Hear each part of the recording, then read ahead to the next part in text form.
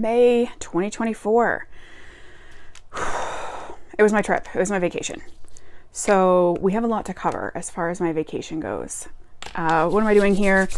I'm putting some sage. I have so many of these and I never use them. I do use peppermint halo for my headaches, but the rest of them I don't use. So I'm trying to get in the habit of using them. So today I'm using connection because we're connecting as a community, and reflection because I'm reflecting on May 2024. So the first half of May, nothing happened. I thank God, because this video would be way too long if I had stuff to talk about for the first half of May. All I did was focus on my exercise. I was exercising like crazy, trying to prepare myself for my trip. My sister lives in Tucson, Arizona, and she's a very athletic individual, very active, likes to run up and down the mountains there. Tucson is surrounded on all four sides by mountains, and she runs up and down them. I can't do that, but I knew that we were going to be going on hikes. I knew we were going to be hiking them. So I had to get myself in shape, which I was doing. I did from the moment I booked my ticket. I started working out. So that's basically all I did for the first half of May. I am going to insert like a 9-ish minute vlog of my trip. And then we're going to talk about the things that I bought, which is like souvenirs, but also including decks. And then later on in the video, the decks that I bought after I got home. So just like at home decks.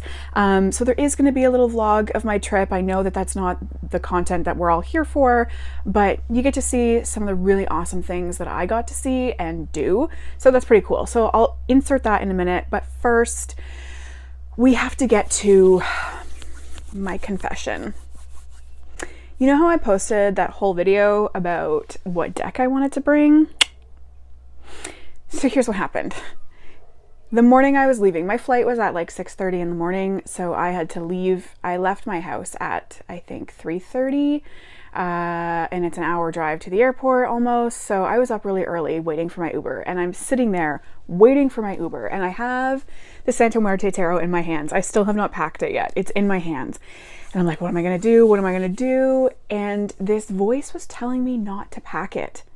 Don't do it. Don't pack it. And I was really struggling with why that voice would be telling me to do that. Like, that's why I was kind of on the fence about it, because I didn't understand why that would be happening. And I get the notification on my phone, your Uber driver is here. And I was like, I'm not bringing it. And I put it down and walked out the door. So I did not bring a deck to Tucson. After all that, I didn't bring one. Worst case scenario, I had 2 decks waiting for me there. The 2 decks that I had ordered from home and had delivered to my sisters so that I could save on shipping, they were there. They weren't the aesthetic I would have liked, but it's not like I didn't have a tarot deck. And I was also kind of in the back of my head also thinking about probably buying one while I was there at a local shop. So it was fine. We were fine. And let me tell you, I am so glad I didn't bring a deck. Yes, it was small. It's a tiny little box. I've got it here. This is the size of it, okay? It's little. It's tiny. When I got to Tucson, my sister saw my bag and she was like, that's all you brought? And I was like, yeah, I told you I was only bringing a carry-on. And she's like, you're not going to be able to fit all the things I have to give you. I was like, what do you mean? So years ago, I had ordered a face steamer, like a face steamer for your face. And it was supposed to arrive when my mom and I were there in 2019, and it didn't. So she's been holding on to that for 5 years. She had that to give me. She's also been on many trips. She goes to Hawaii frequently. She had been to Peru. I don't even know where else. And she had all these souvenirs to give me. She's like, you're not gonna fit it. And on top of that, I knew I was going to be buying stuff. So I was very mindful about the souvenirs that I bought. You'll see them in a minute. There's only one big one and it's not even that big. But the rest were little baby items because I knew it was all I could fit in my bag. And then when it came time to come home, the night before my flight, I packed my bag and everything was okay. But my sister and I were going on a hike the morning of my flight. So I couldn't pack everything, like my toiletry bag, the outfit I was going to be wearing, all that kind of jazz. So I knew I would have to do some finagling once I got back from my hike before driving to the airport. And once that finagling happened, I was like, oh no, I'm in trouble. I'm going to have to mail some stuff home to myself after ordering tarot decks to come here because it would save on shipping. I'm now going to have to mail them to me. So what I ended up having to do was leave my shoes there. I wore my hiking shoes because they were the biggest, bulkiest, heaviest shoes. So we wear them when you're on the flight, when you only pack a carry-on, and then you wear them home. Well, I had to leave them there, sacrifice them. They were given to the hiking shoe gods, left for them, and I had to wear the shoes that I had packed, like the sandal-y shoes that I had packed in my bag, to make room for the stuff that I had to bring home. So yes, that little deck was tiny, and I'm sure I would have been able to squeeze it somewhere, but as it was, I was squeezing everything else everywhere, so I am kind of glad I didn't bring anything. And not only that, but I didn't even read tarot while I was there. This is the most hurtful one, I think, for me. I wanted to, but we would hike in the mornings, and then in the afternoons, I was dead, like dead to the world. So we watch Netflix in the afternoons, and thankfully my sister goes to bed really early and wakes up really early. Tucson is a 3-hour time difference for me. It's 3 hours behind. So we were going to bed at like 8 o'clock, which was perfect for me. And we were waking up at I was waking up at about 4:30. My sister would wake up about 5:30. So that worked out, but I was just exhausted in the evenings. There was one opportunity that would have been perfect-ish.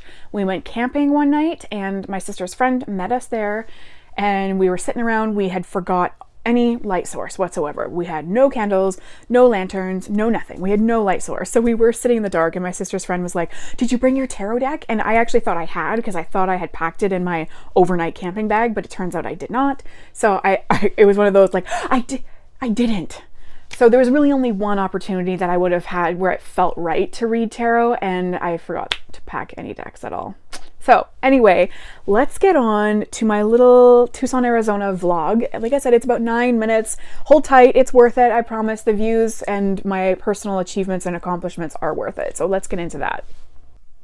So this is Tucson, for those that may be unfamiliar with where it is in Arizona. So if we look to the right, there's the Chiricahua National Monument and Bisbee. We zoom in a bit more, we've got Picacho Peak at the top left, Mount Lemmon top center, and under that Sabino Canyon Recreation Area. These all come into play later on in the video. But if we zoom in a bit more, my sister lives in this general area. So basically at the base of Mount Lemmon, just kind of at the bottom of the Sabino Canyon Recreation Area, which is pretty cool. So Tucson is very well known for its murals. So this is my arrival day. We just did some shopping, checked out this mural, and of course I had to stop at El Charro's, my favorite restaurant, and have my favorite drink, which is a prickly pear margarita. And I met my sister's dog for the first time, Ollie. She is a Whippet. And then we hung out at her pool, which that's Mount Lemmon in the background, by the way. We were very lucky we did this because it was actually closed for the rest of my stay. So then day 2, we did Picacho Peak. So that's it there in the background. I climbed to the top of that, believe it or not. Picacho in Spanish means peak. So this is called Peak Peak. If you look at it from different angles, it looks like, some people say a wolf howling. I think it looks like a shark. That's pretty cool. This hike was grueling.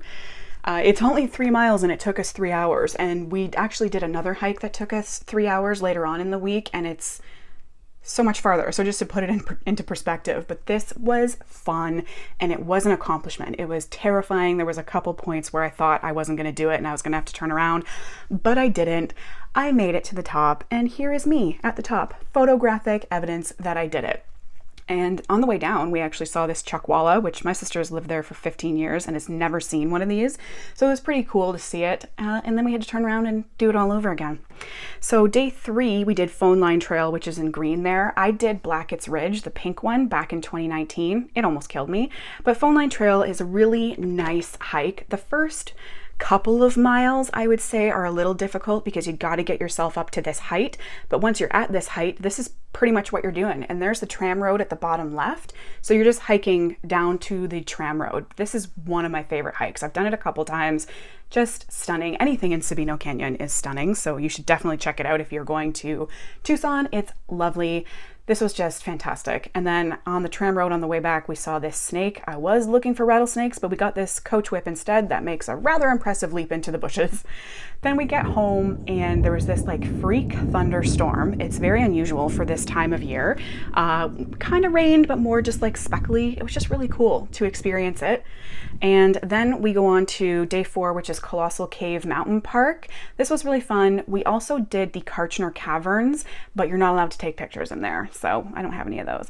This night we rented a cabin at Kirchner Cavern State Park for the night. So this was a fun little experience. And then the next morning, we actually did the Kirchner Caverns State Park. You can see all the warnings here. We've got mountain lion warnings. We have venomous creatures on the right here. And you'll see a Gila monster on the bottom right is one of the venomous creatures. Spoiler alert, he comes into play later. And then we have some open mines that are death traps. So this was fun. I didn't take as many pictures on this hike. It was actually a fairly simple hike, 4.28 miles. And it was an hour and 45 minutes. That is a southwestern prickly poppy, my favorite. And then we've got some thistles. And then we drove on to Bisbee.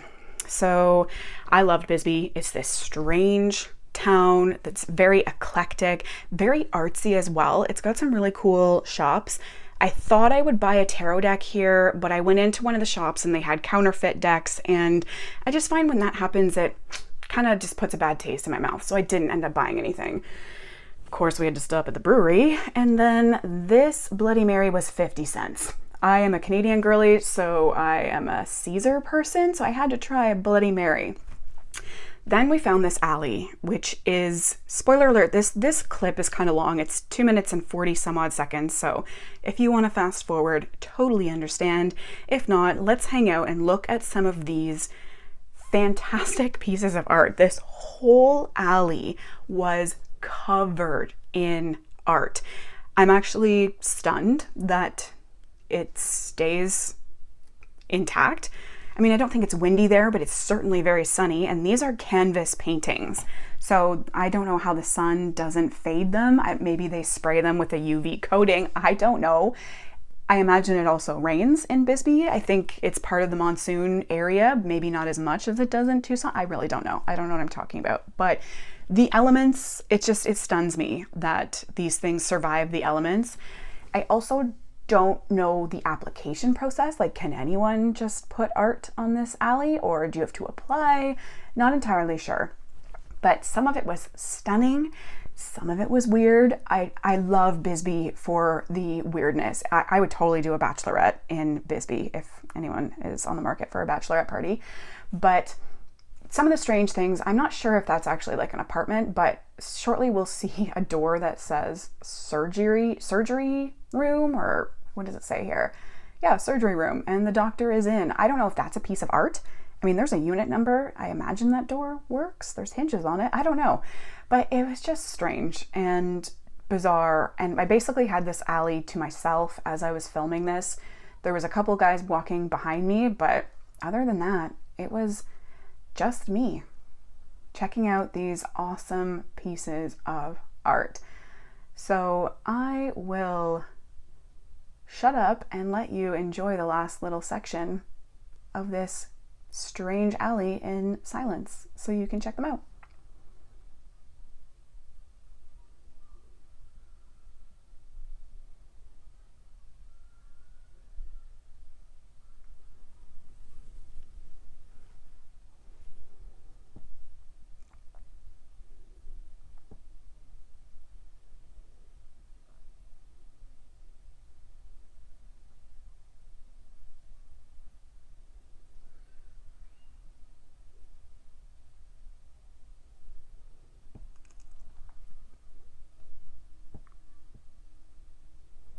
And then after this, we headed on to the Chiricahua National Monument and we set up camp for the night. We camped at their campground for just one night. And in the morning, we got up and hiked to the Chiricahua National Monument. So these are insanely cool rock formations. They were formed from ash and debris from a volcano 27 million years ago. And the ash and debris settled, compacted, and then has developed fissures and eroded over time.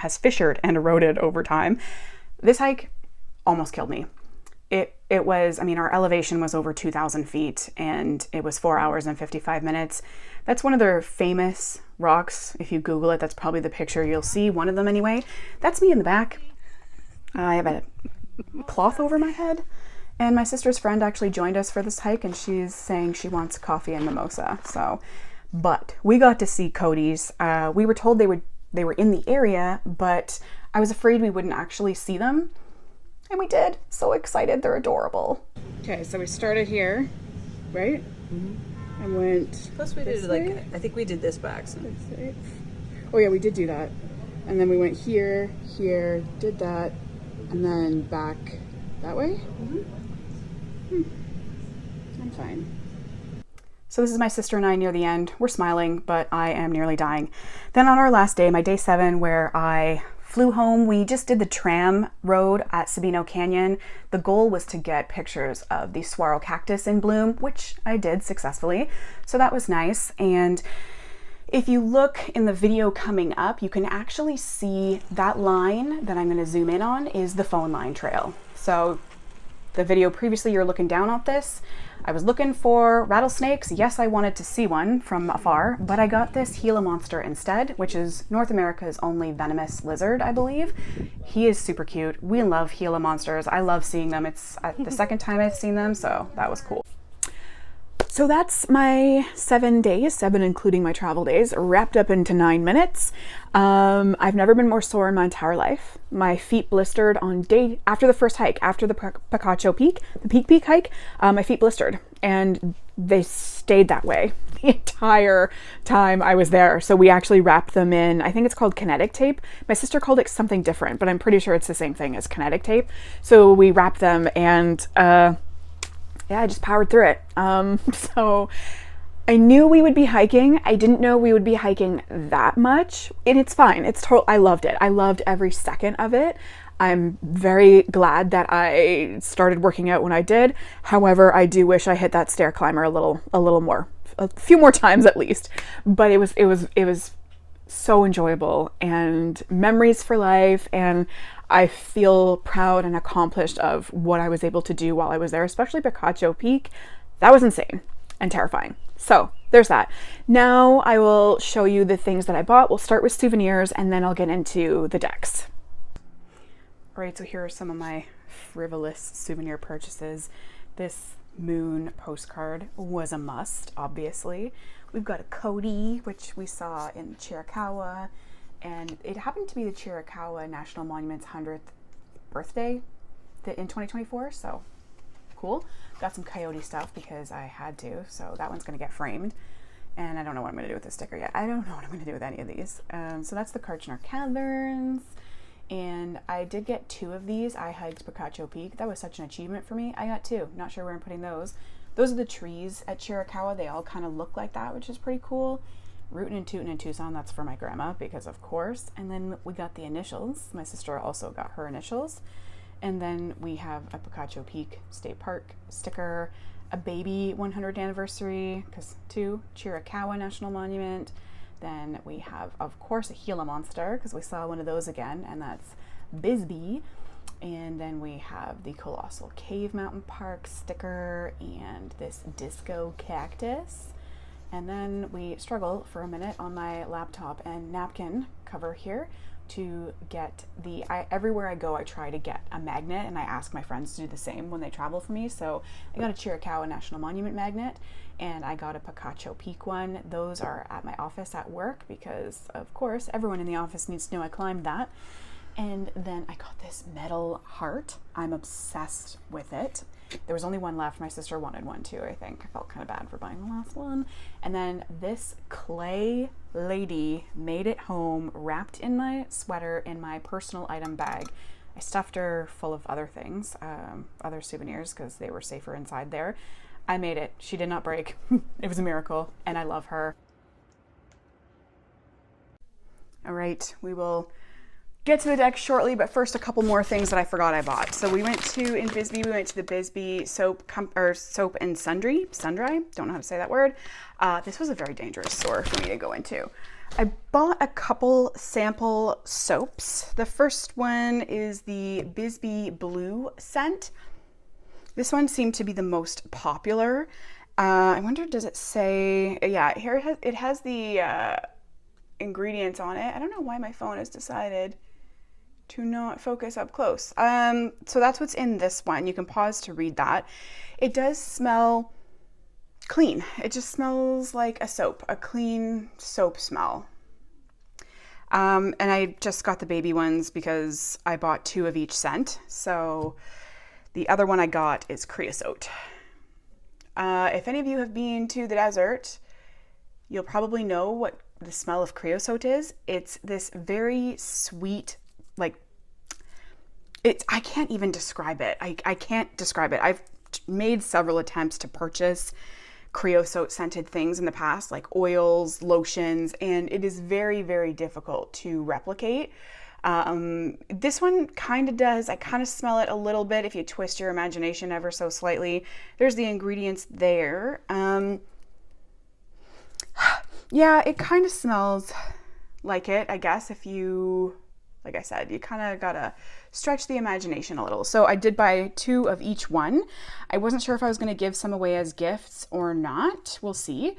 And then I also got the Bisbee Blue hand lotion.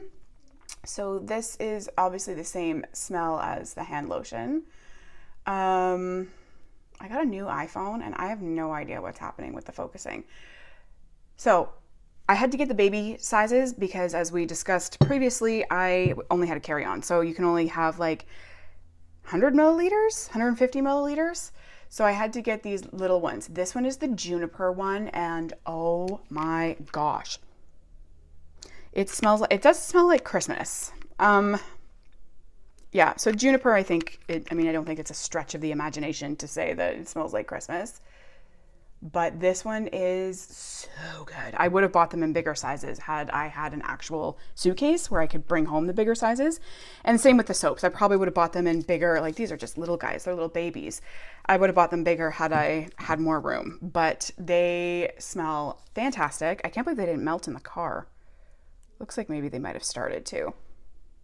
Yeah, just a clean, fresh soap smell, and then like a sweet soap smell. I don't know. Terrible at describing smells of things via video, apparently. The other little thing I got is this little skull. The only crystal I bought, this is dyed howlite. I don't typically like dyed crystals. But this I love the color of it. I really enjoy the color of the dyed howlite in this one. They had different colors as well, but this one just stood out, and it was like 70 cents or something absolutely crazy. So he's going to hang out forever. I did test him to make sure he stood up before I bought him. He's going to hang out with us. And then, do we talk about decks now? Is that everything I want to talk about? Yes. Okay. The deck I bought. This is the first deck I bought because I bought 2 and had them delivered to my sisters. This one is one I've wanted for so long, but the shipping and handling was astronomical. The shipping and handling of this deck was $58 Canadian.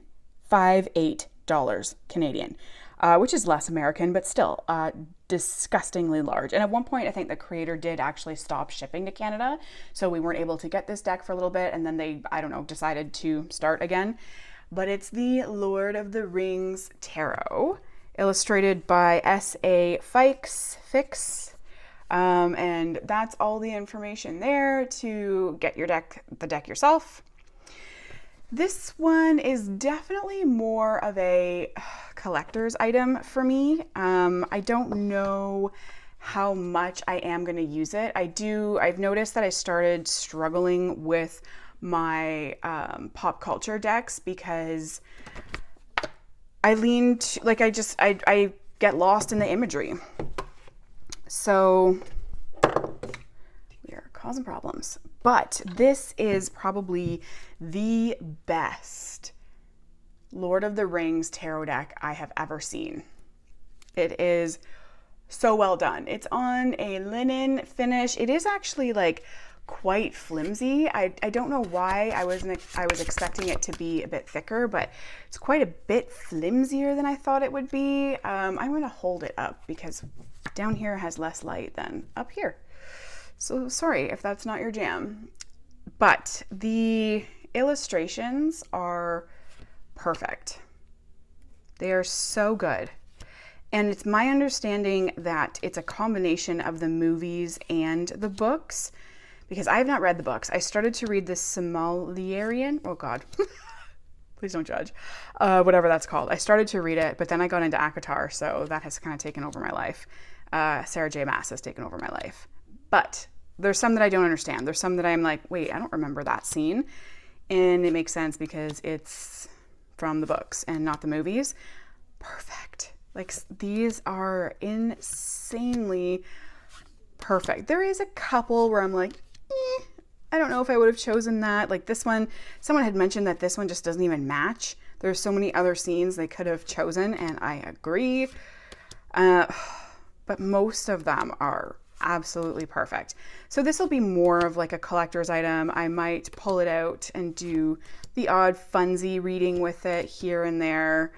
But this was the main deck that I had purchased. And like, as we can see, the box is like significant. It's a big box. So I knew that I was going to have to be bringing this deck back with me. So this one, I don't think I know who she is. Yeah, I don't know how much of this we want to go through, but it is a very well done pop culture deck. I don't think I know who that is. But the good news is the book, so what is he? The King of Coins.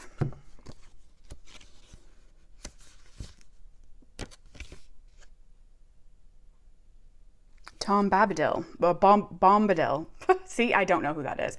It tells you who is on the cards or like what's going on. One or the other. Either who it is or what's going on. Birthday party. Very, very... That's what this card has, like a line down the imagery. I don't know. Very, very well done. Just obsessed. Galadriel? No. What's her name? Oh my God. She has there's a tattoo I wanted to get. I am no man. The moon. What's her name? Eowyn. Although Galadriel would have been, I think she's the Empress, which also makes sense. This is amazing.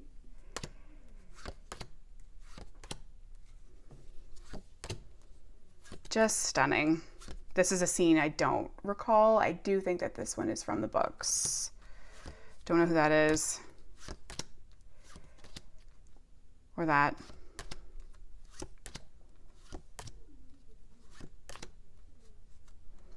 Might as well go through the rest of them since we're here. While we're here. I know I'm going quickly, but it was not an unboxing, so. Also don't understand what's happening there, and the Queen there. And this is so good. I love it when people take different takes on the traditional cards. So that was the deck. It was supposed to be the only one that I bought. It wasn't. Spoiler alert. I think I already mentioned, maybe, perhaps, although I'm filming this earlier than the rest of the video. But yeah, I ended up buying another one. And for the same reason, for shipping. Shipping to Canada is like not okay. And that one is the Tarot of Persephone's Garden. Now, this one, I purchased the dinged up box, like the dented box one, which did give me $10 off. But then I had to pay for expedited shipping because I was scared it wouldn't get to my sister's in the time that I was there because the time frame was kind of questionable. So that only saved me, after all, everything was said and done, $5. So this was just $5 cheaper. But the box, it does have some of my fingerprints on it. I did film a little snippet of it before I touched it. There's no dents in the box. I did not find a dent anywhere. I mean, there's maybe one little guy in the corner, but for a dinged up deck, this isn't very dinged up. And I was actually kind of scared to purchase it and have to bring it home because I figured it would be in a different, like a tuck box. I didn't think it would have too much protection, and then I'd have to toss it in either my carry-on or my personal item, and then that would ding the box up even more. But no. So fantastic. Okay. Faye and Flame on Etsy. We know Kara, she just changed her name. I don't remember what her new name is on YouTube, so I'm not going to say it, but this is her shop information. So here we have a couple title cards. The backs are stunning. And this is an ode to Persephone that it's my understanding she wrote this. So this is her lyrical genius. Lyrical? No. There's a word that means words. That's ironic. This deck, I wouldn't have bought it had I had to have it be shipped to Canada. But because I had an opportunity here, I took it. So I had this delivered to my sisters as well. And because I had these 2 decks and I was very afraid I would buy another deck in Tucson, then I would have 3 decks. I didn't bring a deck to my sisters at all. And I'm actually super glad I did, because it turns out my bag, both my bags, my carry-on and my personal item, were jam-packed. I would have struggled to fit even a tiny travel size deck in. I know that sounds ridiculous. You weren't there. You should have seen my bags. I was scared. I was very, very scared. My sister had a ton of stuff to give to me from like things she's accumulated over the years on her travels, and gifts and all that jazz. So my bag was very full. Anyway, back to this deck. It feels really good. Again, a linen finish. I'm obsessed with these bags. They are so stunning. Oops, what are we doing here? I'm very excited to use this deck. It reminds me, of course, of the Hellenic Oracle, a lot of the images are similar or just straight up the same. But I'm excited to use them together. I am a little concerned, because some of the images are exactly the same, that there will be some, not confusion, but just too much same energy. I don't know. But this is in tarot form, and we can try them together. We can try. Worst case scenario, we try, we don't like. The other thing I was concerned about was, because there are some of the same images, like you kind of form definitions and relationships and opinions on those cards in the Hellenic Oracle for me, because I've had it first. I've had it way before this one. So then when you pull that card in this deck, how are you going to feel about it? You know, that was another concern I had. Not even just working with them together, but working with a deck that has the exact same cards with probably what's going to end up being a different meaning. So that will be like this one, for example. That'll be very interesting to see how I mentally handle that.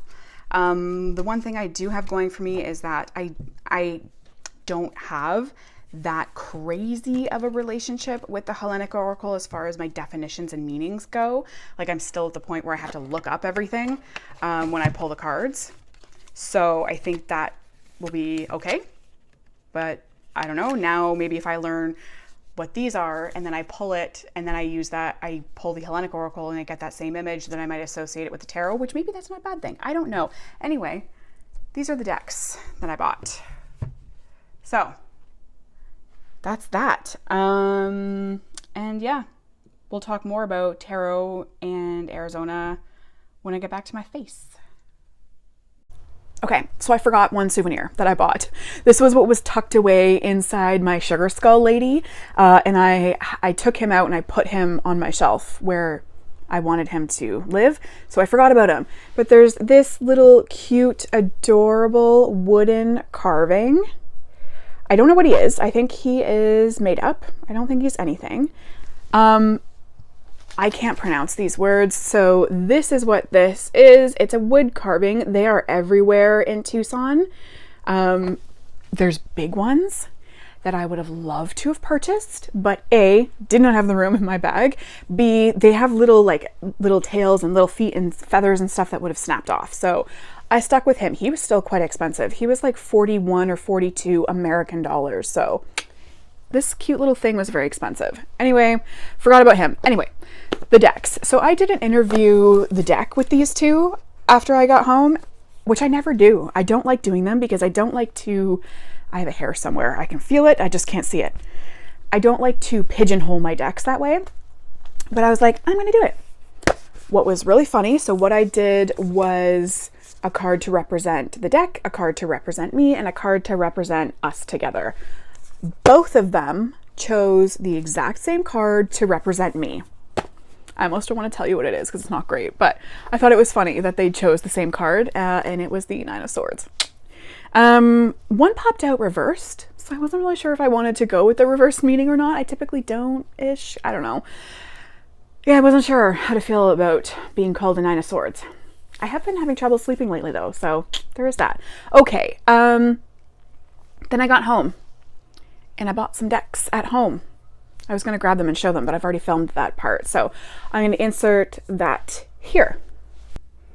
All right, so both of these decks came in at the same time. So I'll start with the one that requires the least amount of talking. I talked about it before and I said I would probably end up getting it, and I did. It's the Numinous Astro deck. Very pretty box, but very large.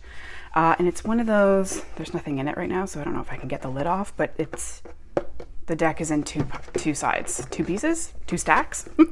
Yeah, I can't open it because there's nothing in it, so there's nothing to weigh it down. But it's pretty. I don't know, it's not coming across on camera, but there's like this sheen. It's very pretty. So I did read through the book prior, like just to where the cards start. It's okay. I mean, it's basic astrology. There is some parts where I was like, oh, that's a cool way of thinking about that. So that's kind of cool.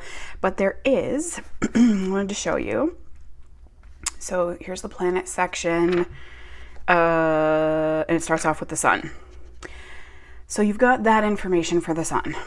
But then you have when you pull this card, the sun's arrival asks you to consider where you might be keeping yourself small or stifling the urges and desires that make you you. So it does have like a divination meaning, which is important to me in this kind of deck.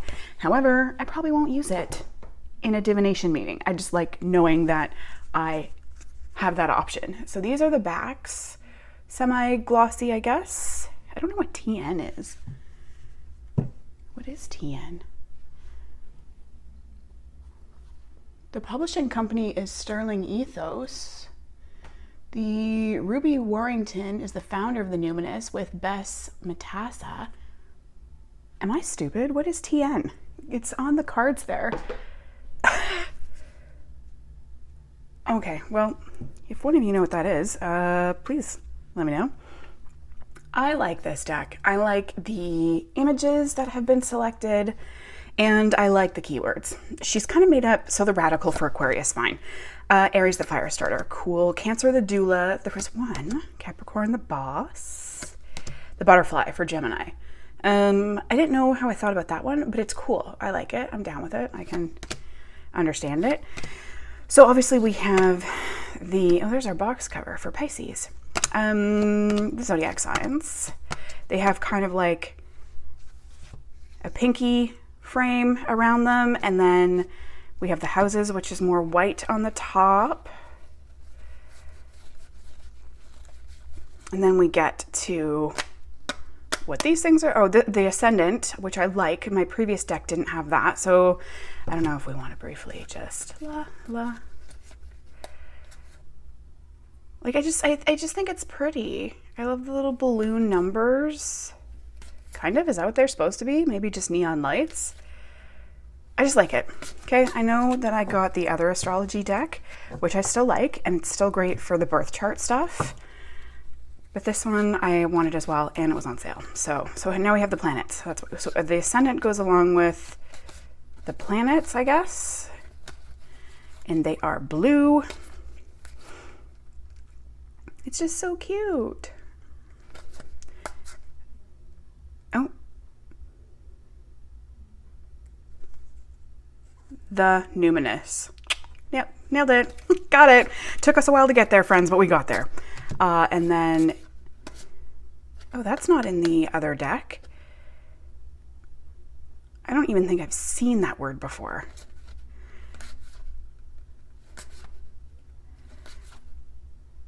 Interesting. Okay, so that was that deck. I don't like, it's kind of warped a little. I don't know if it's picking it up on camera, but it does curve a little. But that's fine. I'm not going to be shuffling it. I'm mostly going to be using it in my astrology studies. So you can see the different, like there's the pink, the white, the blue. Are these the same white? No. Those are like a tan color. How did I not pick up on that?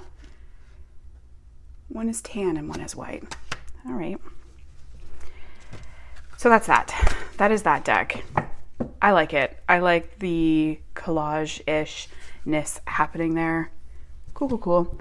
The next deck is going to require some technology. I think I first heard about this deck. Oh my God, I can never remember people's channels when I'm filming. But it was one of her top, I think 5 Oracle decks for, was it 2023? It was a recent video. The Crystal Sound Healing Oracle. I'd seen it before, but I kind of didn't really pay too much attention to it. It's a very cool concept. Very cool. Sound vibration is the bridge connecting heaven and earth. We journey beyond thought, beyond words, beyond human touch, into the place of the ineffable. There, transformation happens. So the book, let's just do quick little, I mean, it's a decent book. So it has the keywords, which I think are, yeah, they're also on the card. So these keywords are also on the card. Alchemy message, what does this card mean for you? Then an alchemy mantra, and then a mantra. And that is for every card. Then, the cool part about this, I don't love the imagery. It's not something that I would normally go for. We are spinning. The other thing I didn't love is that some of the crystals aren't ones that you would have available to you. Like, they're not typical things that people would have in their crystal collection. Some of them are, some of them are not. So I don't know. I like to pull the card or pull the crystal if I have a crystal. I think this is the only, no, I have another deck that references crystals in the guidebook. And if I come across those, if I have them in my collection, then I will hang out with that crystal for that day or for that week or however long I feel called to do that for.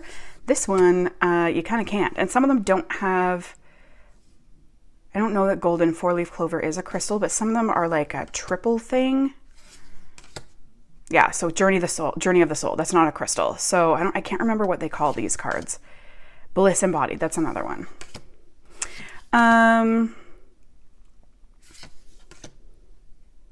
Yeah, the imagery doesn't do too much for me, but I think it's just because I haven't really tried. I haven't really like allowed it to do anything for me. What is exciting about this deck? Let's just pull one for all of us, shall we? How many cards is it? 48, not bad.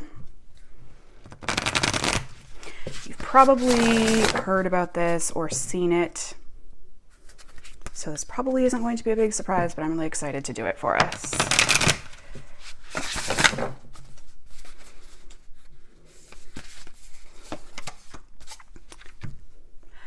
Lepidolite or lepidolite, depending on how you want to pronounce that, number 23, calm, focus, and serenity. So let's say we've read the guidebook, which I'm not going to do. I'm not going to take up too much time. Then what you do, you pull up your camera on your smartphone, and on the back, there's a QR code on every single one, and that QR code is different on every single one. I hope we have enough light here. I have my iPad because I film with my phone. So it pulls up, oh, you can't even see it.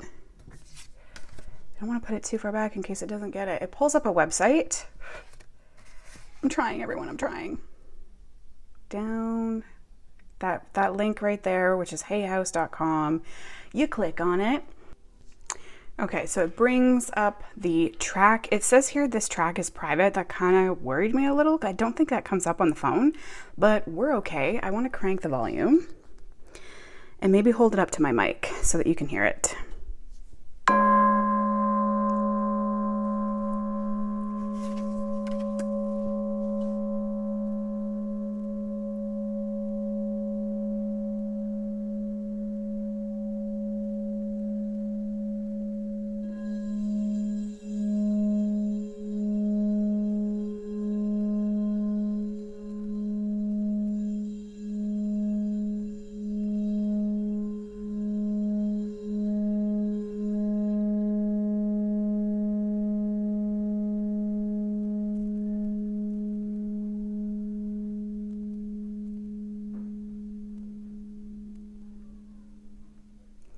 So each card has, oh, it's playing again.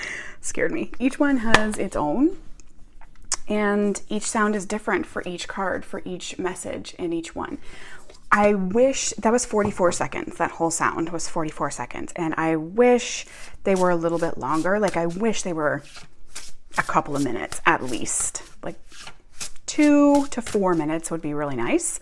Because I kind of feel like 44 seconds doesn't even allow me to really get into that sound. However, I have been enjoying it. All that being said, I've definitely been enjoying it, and I've been doing it in the morning before I get out of bed. I just play my little 44-second sound for the card that I pulled for the day, and then I get up and go on about my day. So those are the Amazon decks I ordered. Both of them were on sale, and they both arrived on the same day. I have no self-control. So both of those were on sale from Amazon. I've had my eye on the Numinous Astro deck for a while. It was one of the decks I was looking at before I purchased the Heavenly Bodies Astrology deck. So it was one of the contenders at that point. Don't know why I clapped. But I don't know. I like the vibe of this one better. Aesthetically, it's more me than the Heavenly Bodies deck. And I don't plan on using it for astrology, or for divination. It's going to stay in this order. And then when we have planetary transits and whatever chart stuff, I'm going to work with this. Or if I'm like, oh shoot, okay, we're in Gemini season. I know nothing about Geminis right now, but okay, and I can read about Geminis. So I think that's how I'm going to work with this deck. The book, I was kind of expecting to be more impressed with the book, a little more wowed, because the reviews on Amazon do say it is a great book, but they say it's great for beginners. So I should have paid more attention to that. I would call myself a beginner, but this is like beginner. And in the book's defense, I haven't read any of the pages for the actual cards yet. So I've only read the intro and the background to astrology and all that kind of stuff. So I have to see how I feel about the rest of the book. And this, I'm loving it. I have been loving this deck. If I had to make a prediction for my tarot wrapped spreadsheet, the way things are going right now, this one is going to be the #1 used oracle. I haven't been feeling the oracles lately, but that one I have. Anyway, that is May 2024.